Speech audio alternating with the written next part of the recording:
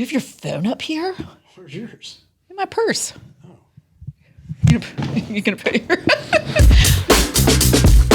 Welcome to the 17th segment, an official podcast of Good Morning BT. We're live. And Bo Thompson. Beth Troutman. It's the first one, the first 17th segment. Are you thinking that you're ready for this?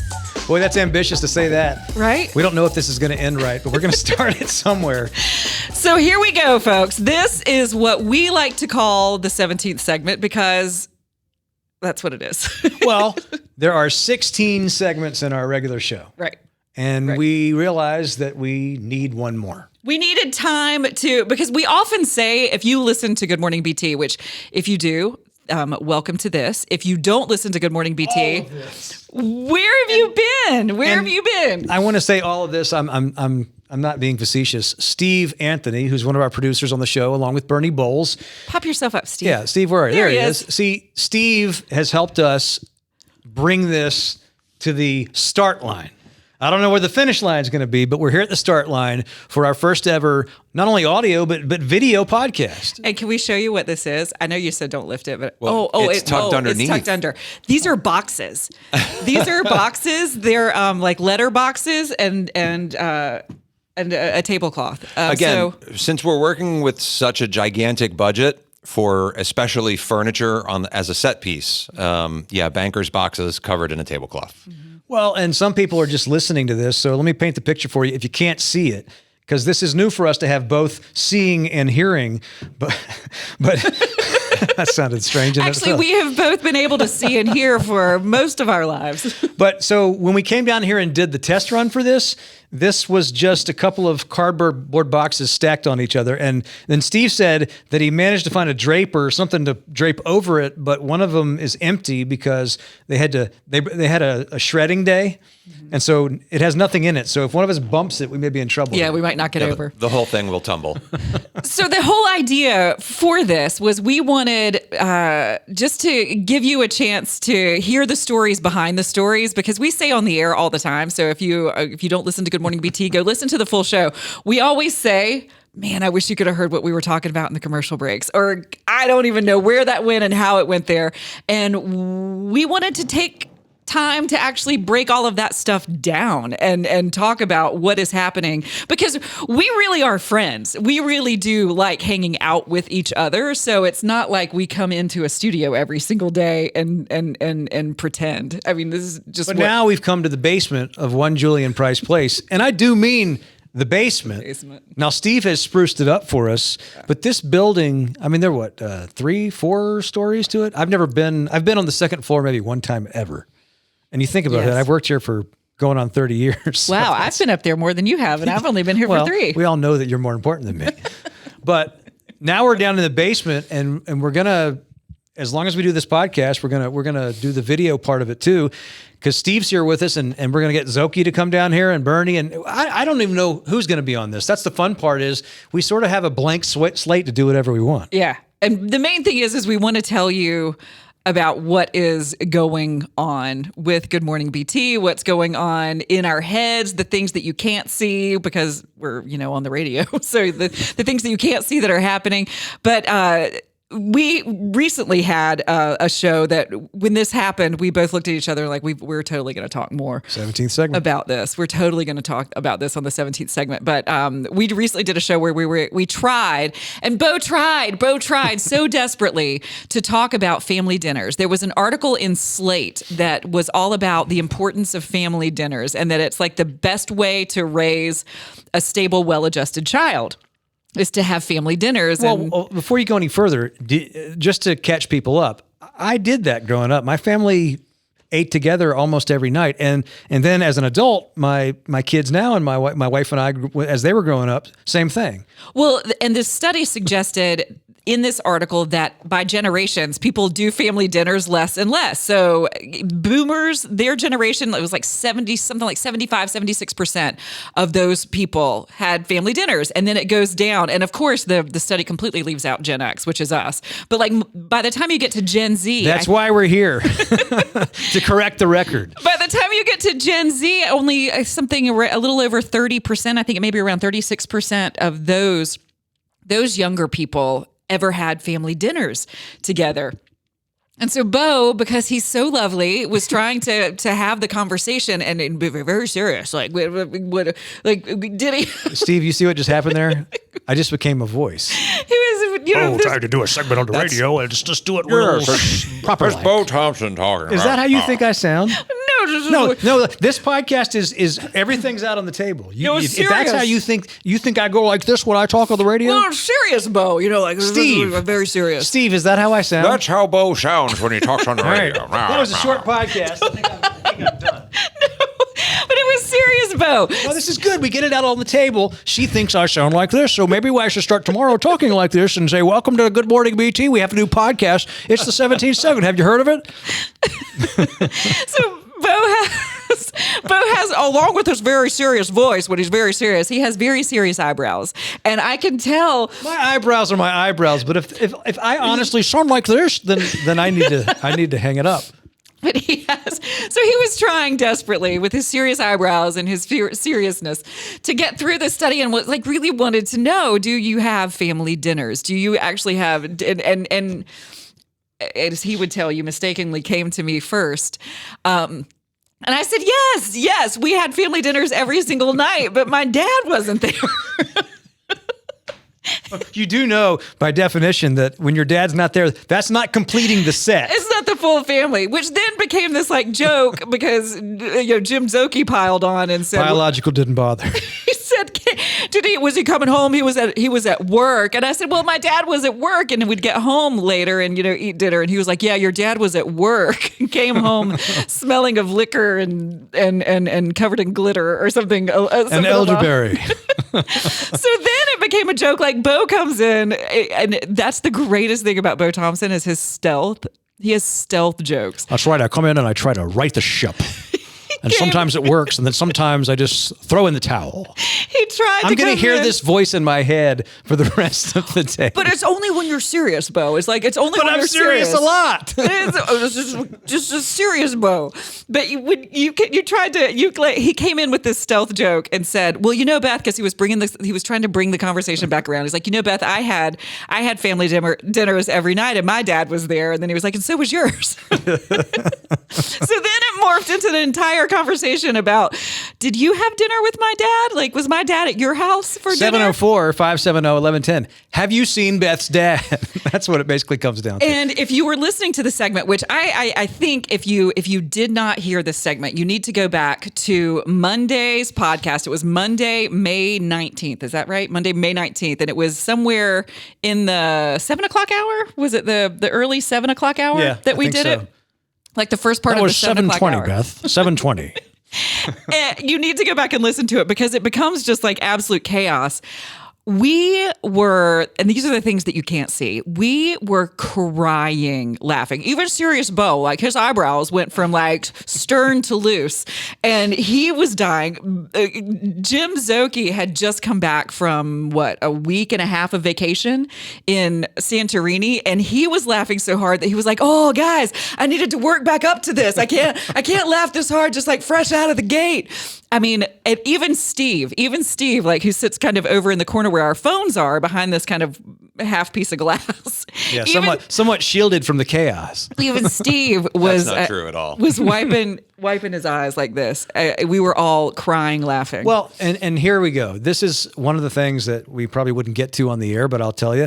So we're in this room, the oldest studio in the building. Probably in the city. Yeah, it's not a stretch, but it's WBT studio, and so they redid it in about the year 2000. Okay, and so boy, I wish you could have seen it before that. Do you remember Conan O'Brien's thing that he did before the year 2000, where he did the flashlight in the year 2000? I thought it was the year 3000. No, it was 2000. Was it 3? Was it? It was 2000. Right? Well, Steve? I remember the bit. I think it was 2000, but it was some time ago. I think it was 2000. But yes, I've seen it. But what I was going to tell you is it's like we have several studios in the building, and if you go take a tour, and I had to take a guy, it was the guy who came down around George Norrie's show, who we had on the air, who was from a station up in Connecticut. He was touring the station. Remember when I took that guy around? I said on the air, he sat in with the last segment. Oh, the guy from Connecticut. Yeah. Yes. Oh my God. He was the cutest little guy. He came in and he sat in our studio with us. He came in, and then after the show was over, I took him around to give him like the nickel tour. And I told him ahead of time, it's really the nickel tour. There's not a whole lot. He walked him around the table. But I walked him down and showed him what is now the Mix 1079 studio. And if you go in, they have a studio, and then they have this whole little like closet they built, and it's got glass where the call screener sits. It's a glass case of emotion. Yeah, and you can sit in there, but you're pretty soundproofed. If you walk in the regular studio that we're in, it's like Steve has like a little partition that's built in front of him, but it's like they ran out of wood. Yeah. or funds. But so Steve, that happens a lot of Steve can hear us, but when he talks, it's not like he's supposed to go over here behind the glass and we're not supposed to hear him. Our room is very strangely built. Yeah. But I do. I have to lean in when I answer the phones, and it's like, good morning, BT. Hello? Yeah? I'm sorry for all the chaos. I'm sorry. What's your question, sir? What was it? Do you know where Beth's dad is? What do you want to talk about? Have you seen Wayne Did you Traub? have dinner with Beth's dad? And then another thing happened on the show this week that I don't know where things come from. We do live commercials. Right, here's where they come from. But I don't know where they come from in this. But we do live commercials during the show, and they're so much fun. And we love our clients. Like, we use the services that we talk about. But I was talking about Zero Res. If you haven't heard us talk about Zero Res or haven't heard me talk about it, they clean carpets, they clean upholstery, they clean your hardwood, your tile, your air ducts. Right here. They can clean this. Actually, that's what I'm saying. Do not put a black light here. Guys, really, you can't see that on camera. So if you would please stop drawing attention. Look at that stain, guys. Look at it. Now I'm going to have to take part of our set home and wash it. No evidence of Zero Res here. There's actually a lot of res. Right?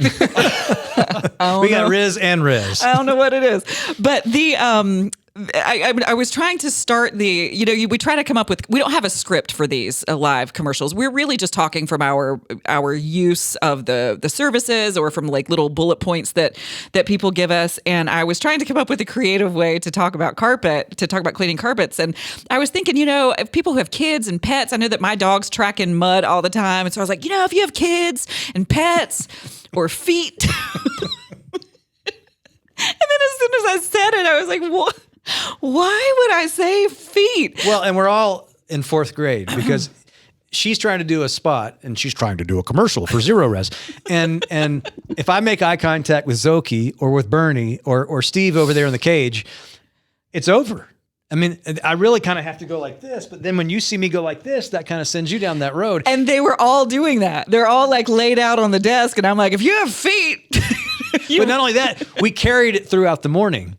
Every opportunity I got to talk about feet, I did. And then poor Steve is over there in his little case, trying to talk softly as one does, because he's talking on the phone, and somebody calls in, mid-segment, is like, I think Lieutenant Dan would have a problem with Beth saying if you have feet. And then I felt terrible, but I was like, no, what I mean is, like, you tracking dirt from outside, no matter. I'm going to say it because no one else will. I'm going to say it because I know him so well that he would laugh at this. But what about John Hancock? But he has two shoes. They could get the mud on both of his shoes. You just make the blanket assumption that everybody has 2 feet. We know somebody on our show. No. Who doesn't? He would have made that joke before we did. I know John, so that's why I said that. So all of those things, as I'm saying that, I say those things out loud. I'm like, what is happening? What is happening? And I don't know why some words come out of my brain. And the crazy thing is that 3.5 years in, you're still saying, what is happening? That's the fun nature. I just swallowed my gum. Okay. So let's break the fourth wall. Hold on. So I went to get a piece of gum before we started. It's like Ferris Bueller style because it's warm in my pocket and it's been warm and soft.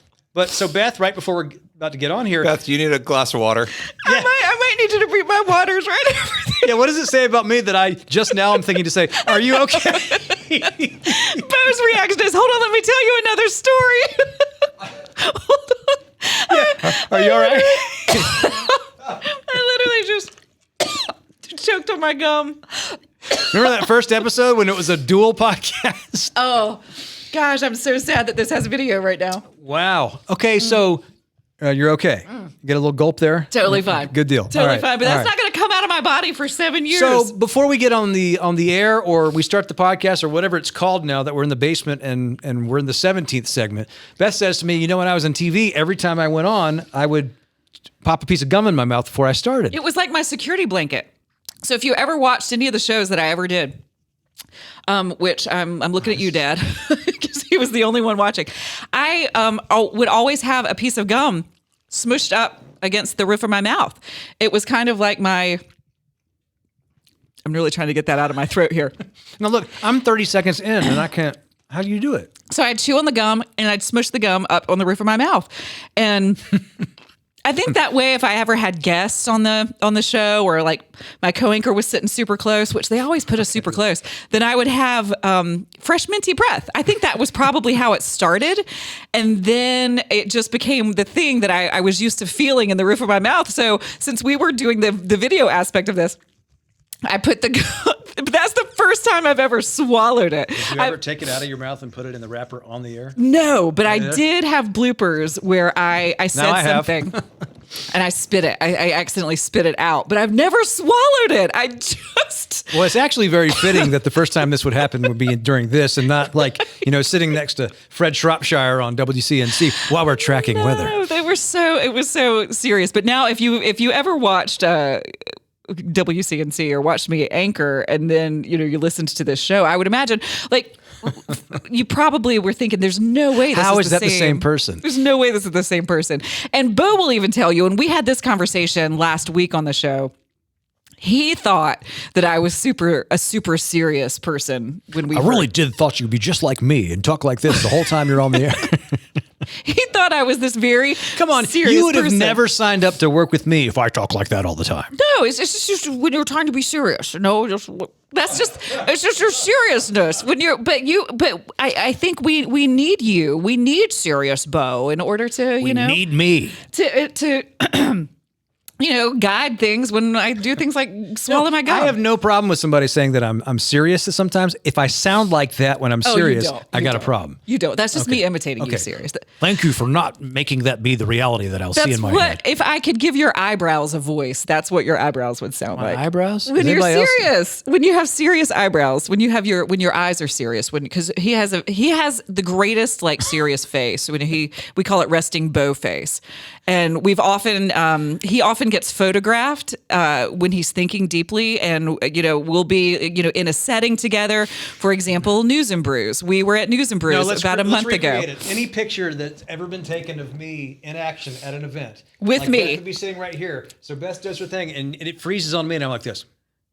We call it resting Bo face, and I'm a generally happy guy, wouldn't you say? Yeah, you're a very, very happy guy, but when you are deep in thought, you have your eyebrow face. Will you stop doing But this? that's your eyebrow face. And that's how your eyebrows would sound. But it's make it sound like a pro wrestler. Yes, brother, listen to our new podcast. But it's that. So here's an example of here. Let point here. Here's an example of resting Bo face from the News and Brews. Like we actually have got the picture. We actually have the photo of resting Bo face from the News and Brews. That's how cool Steve is that Steve has things on the ready. Do I look for us? I look like I'm constipated. I really do. Like you do appear to be very agitated with what's happening on stage. And it's not just this one. Like if you go back like the last 6 News and Brews, there is a picture each time of me like that. And I say to myself, I don't remember feeling like I look right there. But it's your serious face. It's when you're deep in thought. I think it's a really good thing because from now on, I'm going to go. Because when I work with him every single day and we're constantly talking to each other and looking at each other. So we probably talk to and look at each other more than any other 2 humans on the planet. So I know all of his facial expressions. I know by the angle of his right eyebrow, kind of what mood he's in and where a story might go. Or sometimes we won't talk maybe I'll have to tinkle or something, and I'll be gone during a commercial break, and we'll come back, and then it's time to start. I know how her eyebrow goes when she's got a tinkle. We will start a segment, and maybe we may not have had time to talk about where we were going to go next, but we have prepped with each other so much over the course of a day, sending each other stories that he could go pretty much anywhere, and we can make that into a conversation. But I could tell by his eyebrow if we're going to go serious or if we're going to end up funny. And I do have to say, it's like this sixth sense now, where it's a pretty common thing that you'll say, hey, why don't we do, and then I'll hold up my phone, and it's what I was looking at. It's the same story, because we're constantly thinking about the tone of the show. We're constantly thinking, okay, we've been talking heavy stuff or politics for half an hour, let's do something light. And then sometimes we will start a story that we think is going to, or start a conversation that we think is going to be one segment out of the 16, and it will become hours, like eggs. We talked about eggs, and I found out more about the color of yolk and how many chickens and chickens, raw milk, talons, and gar fish. The things that we never think are going to go somewhere crazy, and they do, and it's so much fun when those things happen. Well, I think there's a misconception of people that listen to us that, and I understand how you would get this, and we get this sort of question when people come in who are maybe aspiring to be in this, like, how do you prepare for the show? Do you know what you're going to say ahead of time, or do you have a teleprompter, or do you give much thought the night before? Yes, but here's the thing that I found out in doing radio all the years that I've been doing it, and you've worked in every other medium except for radio, which is why I knew you'd work if we could get you to come here. But a lot of people say, how much do you all prepare? We prepare a lot, but I am of the opinion that I don't ever want to prepare to the point where you can guess where I'm going. Like, Beth and I can come in the morning and we've probably sent each other 30 different stories on any given morning that have piqued our interest over the course. So we're constantly working. Even when we're not in the studio, we're constantly working. I've been holding on to this gum wrapper for you. Can I do some of that? Really. Thank you. Are you? There you go. That's what I'm talking about right there. Just toss it in the corner, and we'll see if it's there next time we do a podcast. It'll be fine. It'll be fine. So we've sent each other maybe 30 stories every morning. I know if you sent me a story and vice versa, that it's something you're ready and willing to talk about. Oh, yeah. And so the way the show goes in the morning, we have 16 segments. This is the 17th.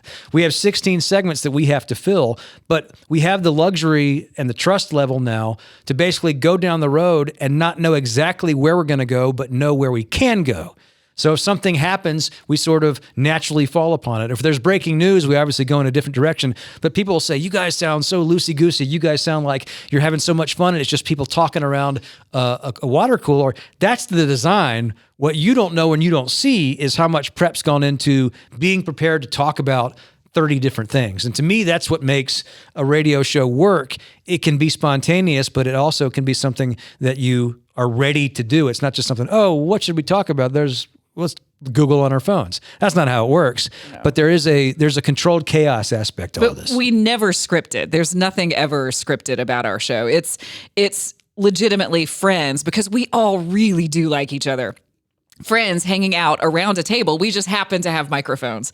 And there used to be a promo that ran on WBT that was like, good morning BT. They don't know they have microphones. And that's true. We do talk about each subject as in the same way that we would talk about it if the microphones weren't in front of us, just the way that we would talk about anything, which makes me actually think of something. If in all of I'm still holding on to my water just in case I choke again. At least it's not gum. In all of you said that, and it was like the gum crept back up my throat. This is going to be like the cashew that Zoki choked on that one day. That's another story. All of the years that we've been working together and doing radio, I'm putting you on the spot here. What was the most surprising moment where you thought, like, holy moly, this is not what I thought she was going to be, or holy moly, this is not where I thought she was going to take this?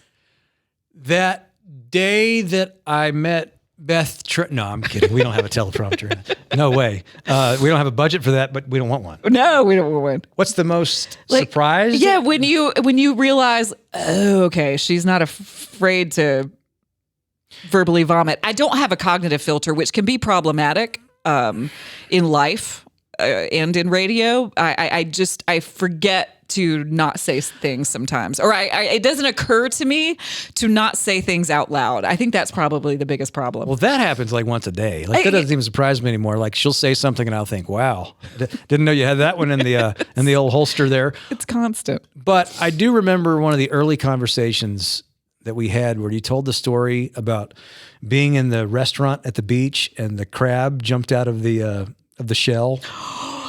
That was in my oyster. It was a live crab in my oyster that Okay, but you hear her voice right now. Like earlier, she was talking about me, and I got to go into serious mode. That voice that you just, oh my guys, like we started this story down the road on the air, and I thought I knew kind of where you would take it, and then it was basically like we're talking. Oh my God, you got to, and you went into full Beth mode, and I think that was one of the first times that you went into full out. All Beth in your face. It waved at me. I went to eat an oyster and I squeezed a little bit of lemon onto the oyster and a crab hand or claw came out and waved at me and was like, help. And I did not eat that oyster. I said something to the server. I was like, there's a living crab in my oyster. And he was shocked. But the chef said that it's good luck. It's B, really rare. And C, it tells you how fresh that darn oyster is, which then I thought about it like, oh yeah. And they're called pea crabs. And it's a thing. And people who love oysters, they try to find a pea crab. Like they want a pea crab. My brother ended up eating the oyster. He ate the crab and everything. But I think I think the lemon killed it. I think it killed him, and it made me really sad because he was just like, ah. Well, you and I identify with each other a lot because we grew up with siblings, right? Yeah. You grew up with two brothers, And you grew up with two brothers. I grew up with two brothers. I was the oldest. I'm the middle. Now I remember sitting at a table one time, and it's funny because when you get the three of us together. My wife always says you guys turn into like 15 years old because you'll just start. We'll start trading movie lines. Yeah, you and I do that. Yeah, and so if you trade movie lines with me and you can go back and forth, then I kind of know. Okay, we're there. We can do this thing. But I remember, and if my brother was sitting in front of me right now, both of them, if you talked about the crab that jumped out of the shell. Oh yeah. So he waved when we were sitting at dinner one time. So. For some reason, one of my brothers was playing with like one of the little lemon packets that you squirt in the tea. Oh, we used to eat those at fish camps. We'd try to eat as many as we could. Because you're bored because the food's not there yet. Right, we're so you kids. try to figure out things to do. So this is when we were like, not young adults, but like maybe 27? junior high school. No. No, more like Last like weekend? I might have been 14. They might have been 12 and 10 or whatever. So we're sitting at the table, and my little brother is fiddling with the little lemon packet. And he's fiddling with it. All of a sudden, he squeezes it open, and it squirts in my other brother's eye. And he pops up, and he goes, I'm sorry. And he goes, what happened? What happened? He went, as if you didn't know. It was like right out of a movie. But to this day, if we're sitting together, one of us will inevitably go, what's going on? As if you didn't know. Like every cartoon that we watched as kids when we were growing up, and the evil Gargamel or whoever it was, I know what you did, Smurfs. As if you didn't know. I'm going to start using that line. You on should. You. As if you didn't know. Because my brother listens to our show, and every once in a while I'll play a soundbite or we'll talk about a movie. Yeah. And I'll say one, and he'll know the next line of it. But if I said to him, hey, Bennett, as if you didn't know, he knows that my brother Craig jumped up and said that at a restaurant one time. But it reminded me to say that because of you talking about the moment at the restaurant where you're eating the clam or whatever it was. Oysters. No, I don't eat raw clams. We had a whole thing during the commercial break about this too. Yeah. So you ate the oyster and the crab jumped out. No, but I remember I just squirted it. I squirted the oyster. You squirted it out. It came out somehow. It waved at me. It waved at you, and that made its way onto the air. Yes. And I remember the conversation that we had. I remember thinking, okay, well, that's from 0 to 60 in about 15, 20 seconds. And I said, this is what I'm riding with here. The thing that with Bo, because he is he can be very serious and he's very smart. Very serious. But he's also really funny. But the greatest thing in the entire world, and it's one of the reasons I wish we had cameras in the actual studio. The first time I ever saw Bo Thompson like really get tickled, there are times that things happen in the studio when he's trying to talk and he can't. He has this little face that he makes where he's just like, and it was like he's blowing bubbles out of his mouth, and he's trying to. He's trying. What in the actual hell was that? He's trying to get it. Do I actually need to cut? I know that we're not supposed to be cutting anything. Do we need to cut that out there, Bo? What, the face? No. You mean now you're asking me if we should cut things, Steve? No. We're down the road now. For those of you who are only listening and you can't see it, it's like he does a little. He does a circle mouth. It's a circle mouth. This is what you do. See, you say things like he makes this little face, and then he goes like this, and little things bubble out. Like you could have stopped 15 seconds ago. It's like he's trying to blow a bubble. But the first time that he ever got tickled like that and he couldn't talk because he was trying to blow a bubble, he looked like he was trying to blow a bubble. It is the greatest face and the greatest thing. And when he gets really tickled, then I can't function anymore because he's really tickled. And if he laughs, it's kind of that feeling, when you get that amazing feeling when you can't stop laughing and you're laughing at the most inappropriate place or time. Oh, yeah. It's like that feeling. somebody passes gas in church. It's that. It's the thing. It's that feeling. And Bo has the greatest. And whenever I'm the last line of defense. If I go, then the room goes. Because Bernie usually is pretty quick to go. You will go at the drop of a hat. Yes.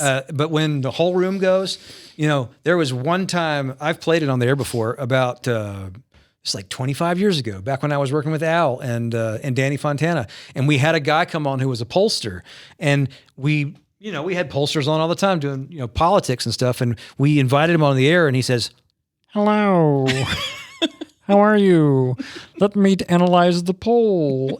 And we all lost it just over his voice. And this is the voice the guy's had all his life. So he goes on all these really button-up shows, right? And we're all just we can't even go. Like it was one of those things that 2 hours later, it still was ringing in our head. And you're still laughing. Interesting thing is that was like once in a blue moon on that show. On our show, it happens like once an hour. It happens every day. It really does. There are other moments that if we can tell you about days that we couldn't get out of our own way because we were laughing so hard, you can go back and listen to these days. And I can't remember the date of this, and maybe we can pop it up on the screen for you or tell you, but we learned that Bo doesn't know a lot about the Chinese Chinese restaurant menus. And we were talking. I know what I need to know, which is I know what to order and I know what I call it. I nerded out, which the guys in here in this studio, they know that I nerd out about things. I love to read and I love like the etymology of words. I like to diagram sentences. She embosses books. I do. I have a book embosser.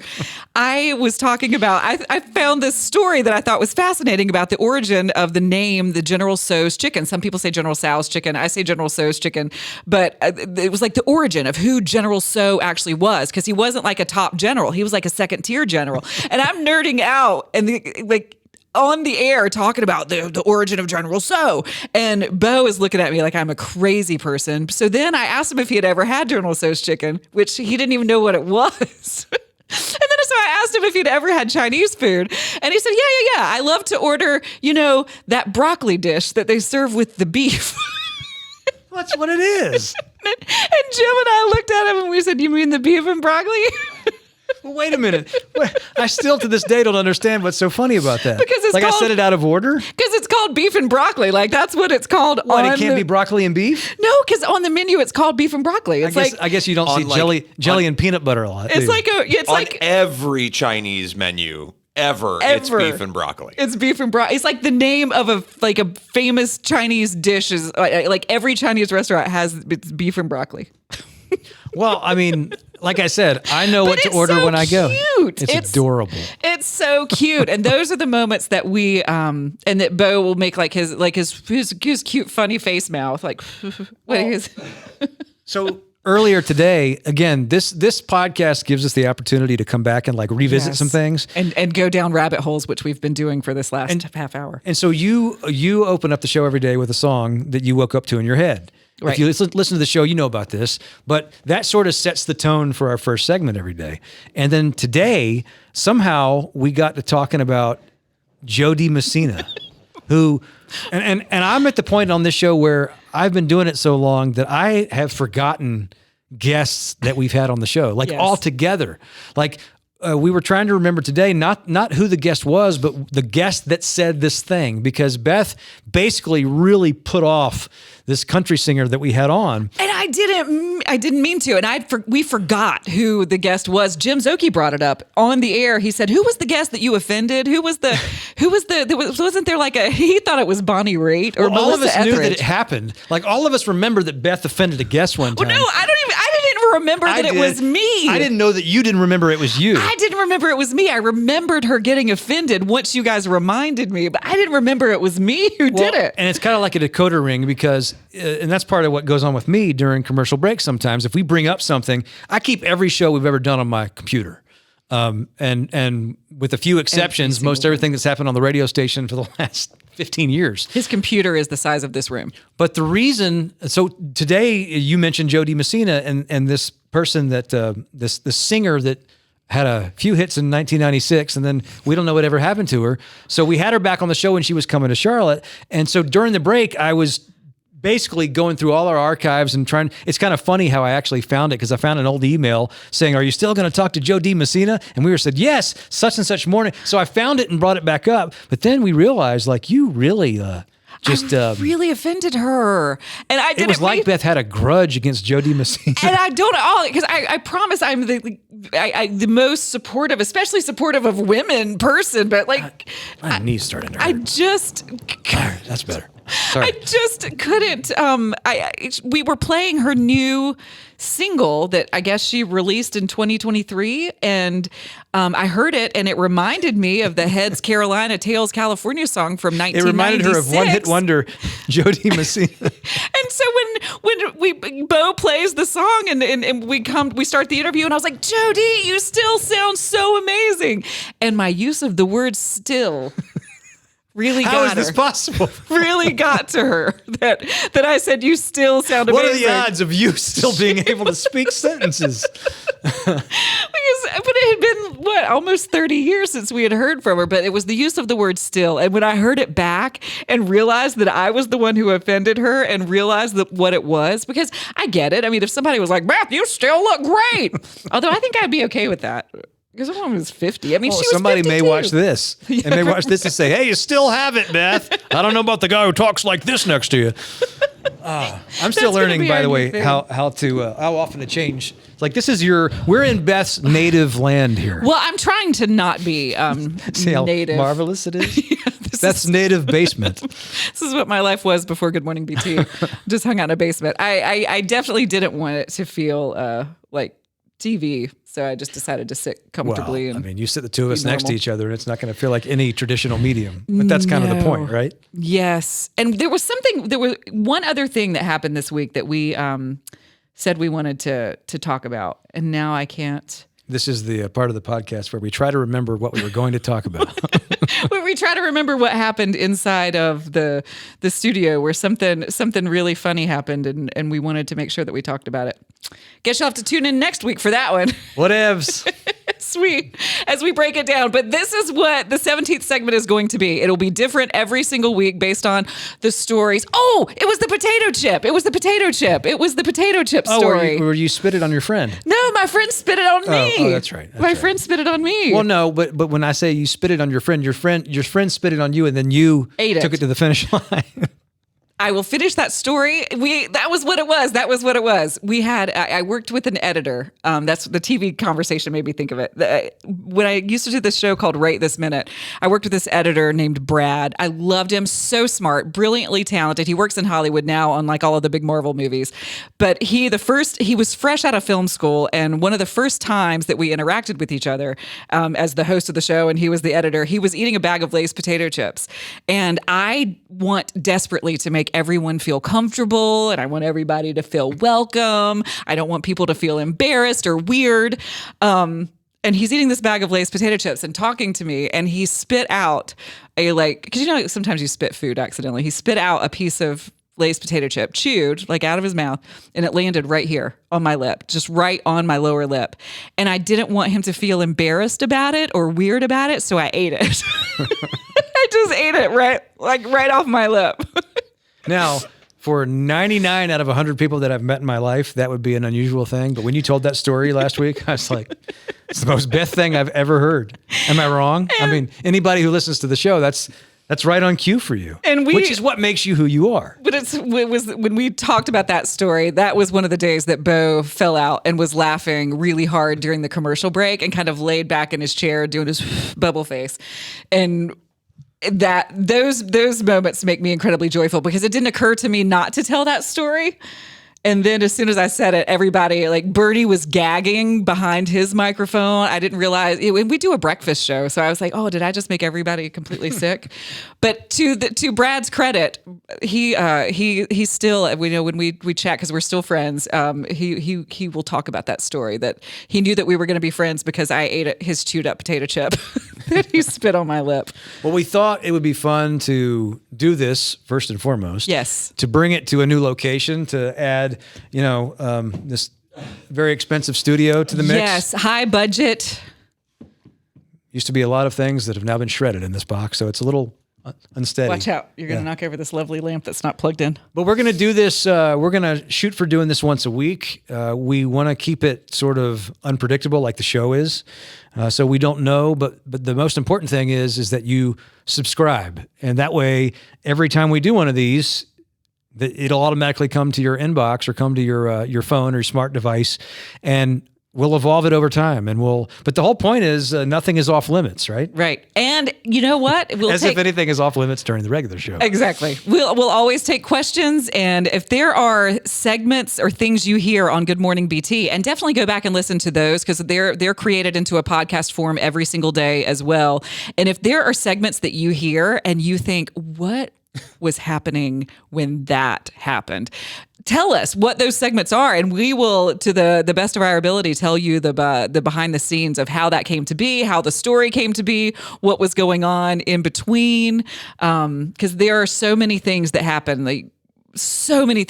during the course of a 4-hour show and 16 segments that are just magic. And working with Bo Thompson is magical. And I can't even tell you how much fun it is every single day to hang out with Bo and with Bernie and with Jim and with Steve.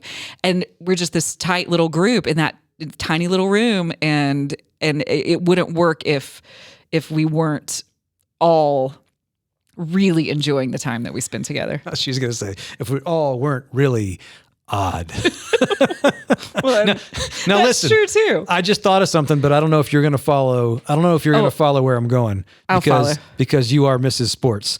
Steve will follow where I'm going. You know how you're watching Sports Center on ESPN and they have the top 10 on ESPN at the end of the show? Sure. But during the broadcast, there'll be moments and they say, that's a top 10 nominee. You ever seen that, Steve? They say, that's a top 10 nominee. Yes, sir. So what we need to do during the week on the big show, as we go out, maybe I even have to create some sort of sounder or something, but when something happens, we can say, that's a 17th segment nominee. Oh, see? So in other words, it's a rolling tally during the week, and by the time we get to these, we'll sort of have moments stored up. Now that can be ones that we nominate. You can nominate them, and you know how to get in touch with us. I mean, GMBT show at WBT.com. And we hear that we're getting a text line soon. And by soon, it'll be 2028. That's what I say. I should probably turn my camera off so in that 2028. they don't see the reaction.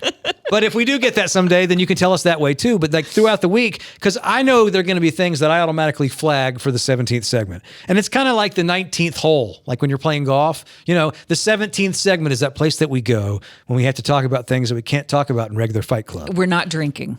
No, not yet. Not like the 19th hole. But we do want you to help us make this what it is. And so today is admittedly the first go round. Yeah.